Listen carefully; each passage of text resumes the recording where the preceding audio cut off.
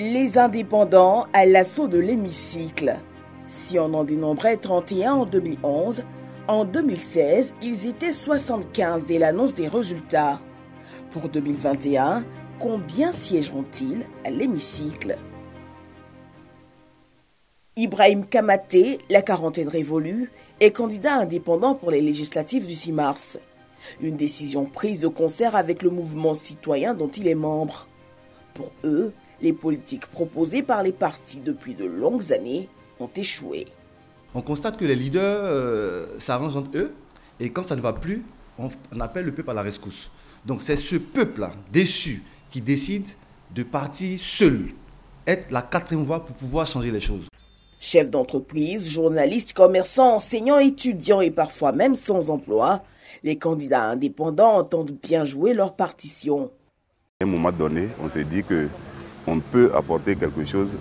La construction de l'édifice ne se passe pas seulement dans les partis politiques. Chacun doit apporter sa pierre à la construction de l'édifice ivoire. Dans le cadre de la séparation des pouvoirs, il est plus intéressant que l'Assemblée nationale soit envahie par des indépendants ou même les partis d'opposition, de sorte à pouvoir véritablement discuter les projets de loi qui sont soumis par le gouvernement. Des propos diversement appréciés. Les indépendants, ils donnent un signal aux partis politiques pour dire que les organisations politiques ne sont plus fiables. Quand un parti a décidé de boycotter pendant longtemps des élections et puis après revient tout de go, on ne sait plus les raisons pour lesquelles ce parti revient. Quand aussi le parti au pouvoir a choisi ses candidats et que le candidat, lui, pense que c'est lui qui était le meilleur choix et que ce n'est pas lui qui a été choisi, il s'érige en indépendant. Le mouvement qui porte Ibrahim veut poser la rupture, une voie vierge à l'hémicycle. Nous constituons la quatrième voie. Nous constituons cette voie-là qui veut se départir, veut dire des arrangements politiques et pouvoir résoudre les problématiques des populations. Une volonté de rupture pourtant frappée de suspicion. Et pour cause, les candidatures d'indépendants lors des élections locales sont monnaie courante dans les formations politiques. Indexés, les rejets de dossiers de candidature par les comités électoraux internes. En 2016, plusieurs candidats élus sous la bannière d'indépendants avec de bons scores n'ont pas hésité à remettre leur mandat à leur formation politique d'origine. La trahison n'est pas bonne. Toi, tu dis que tu es candidat indépendant et après tu te rallies. Non, il faut rester indépendant. C'est un peu comme trahir ceux qui t'ont choisi parce que quand tu partais, tu ne leur disais pas que tu allais changer rapidement de camp comme ça. Au sein des partis politiques, les appréciations sont diverses.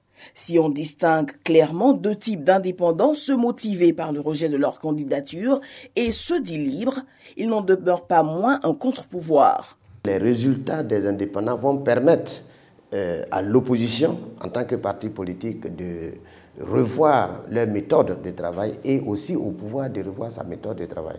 Et de savoir qu'il n'y a pas seulement que par les partis politiques on peut faire l'animation politique. Sur le sujet, le Rassemblement des oufouettistes pour la démocratie et la paix se veut plus ferme. Quand on est indépendant, qu'on est issu d'un parti et qu'on décide d'affronter le candidat de son parti, cela veut dire qu'on est un indiscipliné. Le parti a fait signer au candidat sous sa bannière un engagement à ne pas se présenter en indépendant en cas de rejet de candidature. Si quelqu'un décide d'être candidat contre le gré de son parti, bon, il s'en va. Mais une chose est sûre, c'est que l'artillerie RHDP va se ranger derrière le candidat du RHDP.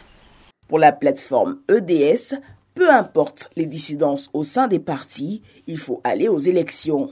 L'essentiel, c'est que le peuple fasse son choix librement et que ce choix soit respecté et non dévoyé et qu'enfin on se retrouve dans une assemblée qui est le reflet du peuple de Côte d'Ivoire. L'UDPCI, qui a fait les frais de la pluralité des candidatures indépendantes par le passé, exhorte lui au consensus. C'est un phénomène dangereux pour les partis et évidemment il faut faire en sorte de parler au cadre du parti pour dire que tous ne peuvent pas devenir donc députés en même temps. profiter des failles et mésententes au sein des partis politiques en vue de ravir des sièges à l'hémicycle. Les 688 candidats indépendants à l'assaut des 255 sièges de l'hémicycle rééditeront-ils l'exploit de 2016 ou feront-ils mieux? Rendez-vous est pris pour le 6 mars prochain.